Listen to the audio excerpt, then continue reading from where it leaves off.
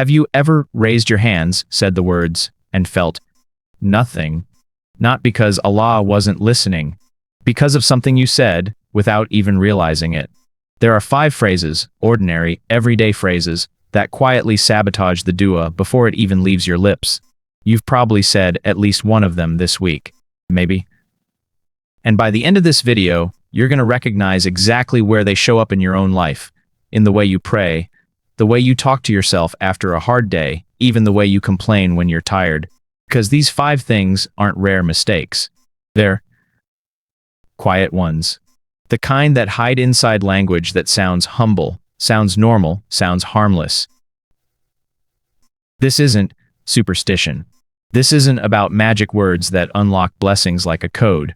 This is about something the Prophet actually warned us about, directly, clearly, because he knew we would fall into this exact trap. Not once. Not twice. Generation after generation. So stay until the end, because the 5th one is the one almost nobody talks about, and it might be the reason your dua for something specific, something you've been asking for months, still feels stuck. Let's talk about actually at stake here. Dua, a formality. It's not a box you check after fajr or before you sleep. Dua is the relationship. It's the one place where a servant stands before their Lord with nothing between them. No intermediary, no appointment, no permission needed. Allah says in the Quran in Surah Ghafir that He tells us plainly, "Call upon me, and I will answer you." That's not a maybe. That's a promise from the one who cannot break a promise. So when someone feels like their duas don't work, the problem is almost never on Allah's end. The problem is usually buried in how we're approaching the asking itself, the certainty behind it, the patience around it, the language wrapped around it. And that's expensive, not in money. In something more valuable than money. In barakah, in peace, in the years you spend feeling distant from Allah while still technically praying. You can pray 5 times a day and still talk yourself out of every answer with the words that come right after Ameen. This matters for your iman. It matters for how you see Allah. Because if you keep sabotaging your own duas and don't realize it, you start to build a quiet belief that Allah doesn't respond to you specifically, and that belief is far more dangerous than any single unanswered request. That belief can eat away at years of worship. So, we're not doing this for a checklist. We're doing this because your relationship with Allah deserves better than a habit you never noticed. Everything in this video is built on 2 sources, the words of Allah in the Quran, and the authentic teachings of the Prophet Muhammad found in the collections of hadith, primarily Sahih al-Bukhari and Sahih Muslim, the 2 most rigorously verified books of prophetic teaching in Islamic scholarship. I'm not going to throw a verse at you every 30 seconds.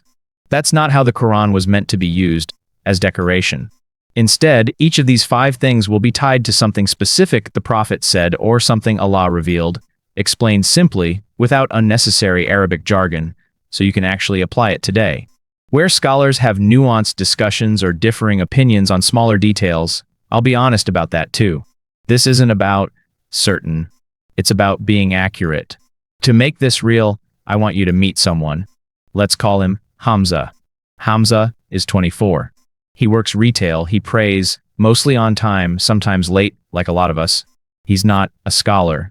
He's not particularly religious in the way people mean when they say that word like it's a costume.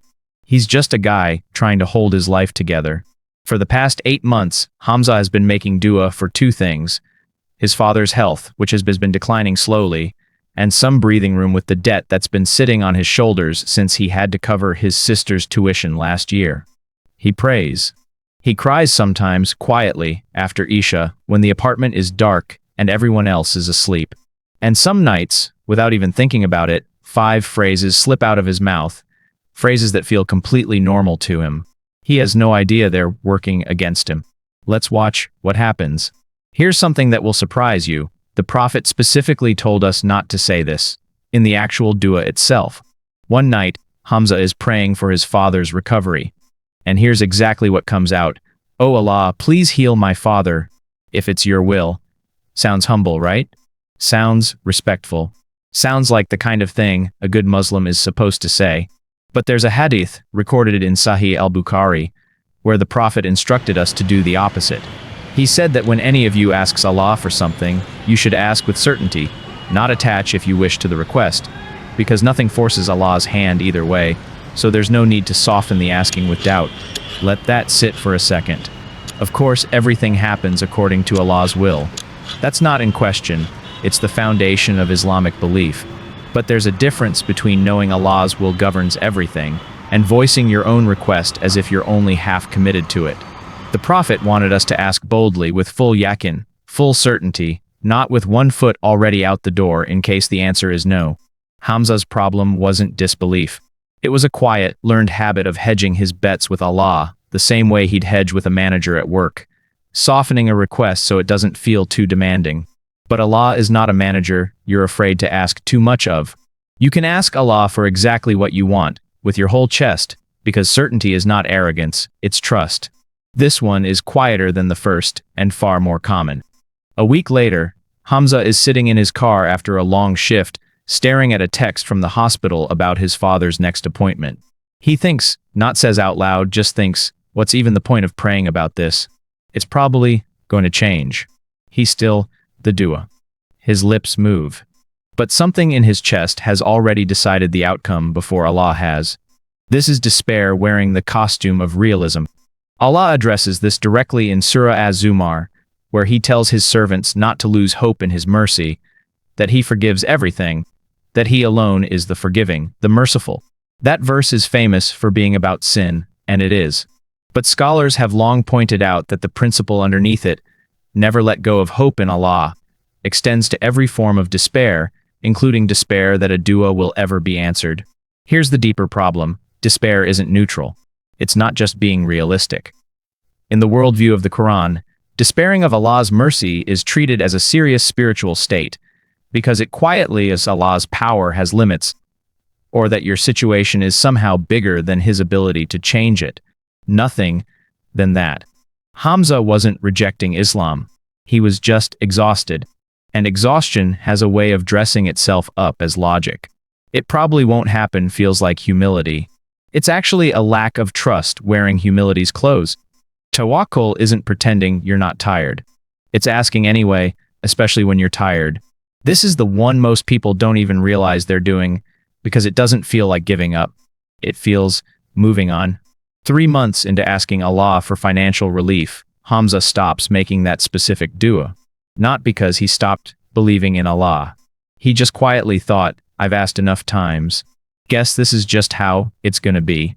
There's a hadith, recorded in Sahih Muslim, where the Prophet said that the dua of any one of you continues to be answered, as long as you don't grow impatient and say, I supplicated and it wasn't granted, and then give up. Read that again. The Prophet is describing the exact sentence that ends the dua's momentum. I asked and nothing happened. The moment you say that, even just in your heart, you've closed a door that was never actually locked. This is where the psychological contrast becomes important. There's a massive difference between patience and passivity. Patience keeps asking, keeps showing up, even when the answer is delayed. Passivity looks like patience from the outside, but on the inside it's already surrendered. It's just quietly waiting for the disappointment to be confirmed. Hamza wasn't lazy. He was hurting. But hurting people are exactly the ones most at risk of mistaking exhaustion for finality. A delayed answer is not a denied answer. Impatience is the only thing that can turn not yet into never. But here's where it gets more serious. The first 3 mistakes are about how you ask. The next 2 are about how you think, about yourself, and about your own life. And those cut even deeper, because they don't just affect a single dua. They affect your entire relationship with Allah. This sounds humility. It is actually one of the most corrosive lines a Muslim can say. After his father's condition worsens slightly, Hamza finds himself thinking, maybe I don't deserve for this to get better. Look at everything I've done wrong. Stop. Yes, accountability matters. Yes, sin has consequences, and reflecting on your own shortcomings is part of a healthy spiritual life. But there's a line between humility and despair of mercy, and I don't deserve this almost always lands on the wrong side of it. Allah's mercy was never based on our deserving it. If it were, none of us would ever receive anything.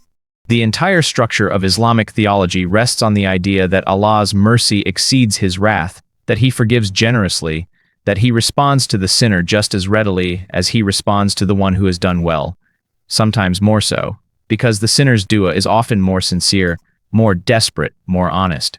There's a well-known hadith Qudsi, words of Allah conveyed through the Prophet but not part of the Quran's recited text, where Allah describes His mercy as encompassing all things, and describes His eagerness to forgive whoever turns back to Him, no matter what came before. When Hamza says, "I don't deserve this," he's not being humble. He's quietly rewriting the entire basis of dua, from Allah is merciful to Allah only helps the deserving. And if that were true, the story of every prophet, every companion, every sinner turned saint in Islamic history would make no sense. Your worthiness was never the qualification. Allah's mercy is.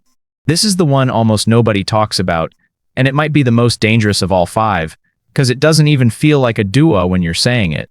Late one night, after a brutal shift and a call from his landlord, Hamza slams his phone down and mutters, under his breath, "I swear, Allah just ruined this whole month. Nothing's going right anyway." He doesn't mean it. Not really. It's just something people say. A release valve for frustration. But there's a hadith in Sahih Muslim where the Prophet gave a warning that should stop every one of us in our tracks. Do not curse yourselves, do not curse your children, and do not curse your wealth or your circumstances. Because you might happen to say it during a moment when Allah is answering requests, and your careless words get granted along with everything else. Think about what that means. The same mouth that makes sincere dua at 3 a.m. is the mouth that mutters careless curses at yourself, your day, your situation, when you're angry. And the Prophet is telling us, these aren't harmless venting. They're duas too. Just ugly ones, aimed at yourself or the people you love, in a moment when your guard is completely down. This is the sharpest contrast in the whole video. Compassion versus carelessness with your own words. You would never let a stranger speak that harshly about your future. Why let yourself do it?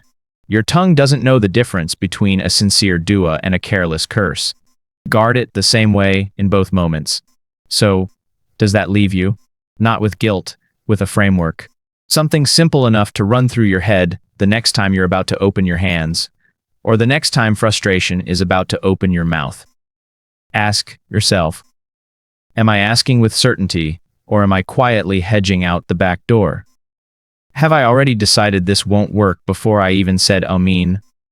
Have I stopped asking because I'm impatient, mistaking a pause for a no? Am I confusing humility with despair of Allah's mercy? What am I saying about myself, my family, or my situation when I'm angry, and would I want that answered? Run through these honestly, even just once a week, and you'll start catching the pattern in real time, not after the dua, but while it's happening.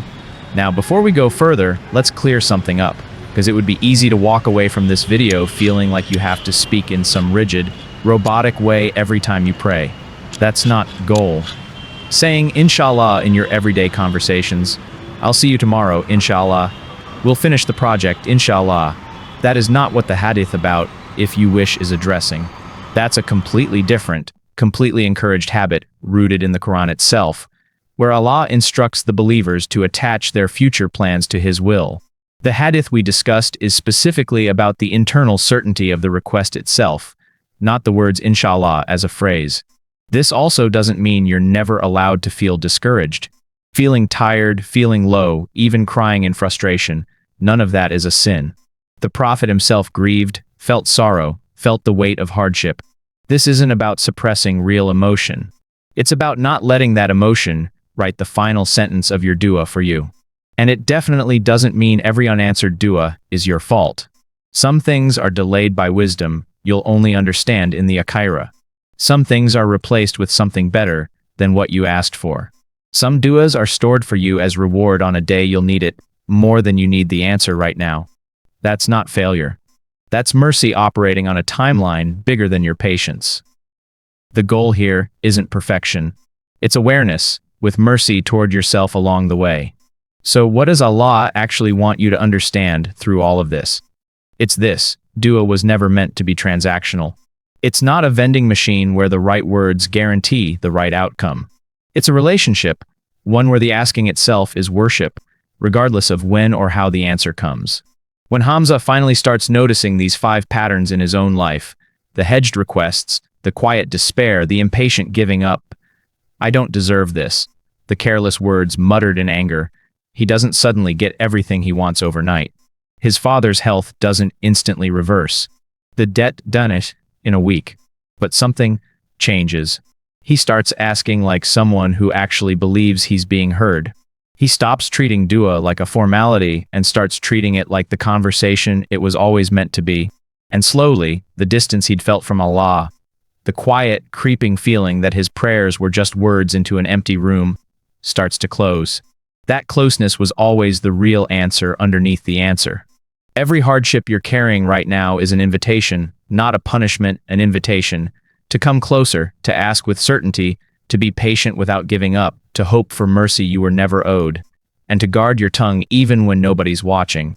Perhaps this reminder found you today because there's a dua you stopped making months ago. Perhaps this is the moment to ask Allah for clarity about why you stopped.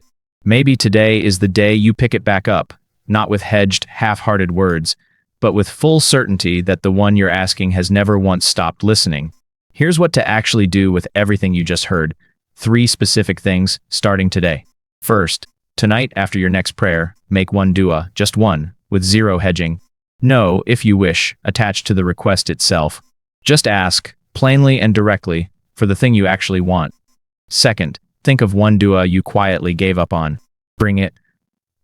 Say it again today, even if it's been months. The door never closed. Third, pay attention to your words for the next 24 hours, especially when you're frustrated. If you catch yourself about to curse your day, your circumstances, or yourself, stop mid-sentence and replace it with something you'd actually want answered. Small. Doable. You weren't watching this video by accident. Out of everything you could have opened tonight, you opened this. Maybe nothing. Or maybe there's a dua sitting quietly in your chest right now, one you've been hedging, or one you gave up on, or one you don't feel worthy enough to ask for. Whatever it is, ask again. Fully, with certainty that the one listening has never once needed you to be perfect before he answers. If you're asking Allah for clarity tonight, comment Ameen below, just that word, nothing else needed. If there's someone in your life carrying a dua they've quietly given up on, send them this video. Nod as a lecture. Just as a reminder that the door is still open. And if reminders like this, grounded, honest, rooted in the Quran and Sunnah, are something you want more of, consider subscribing so the next one finds you when you need it. Until then, ask boldly. Ask again. And never ever assume the answer is no just because it hasn't come yet.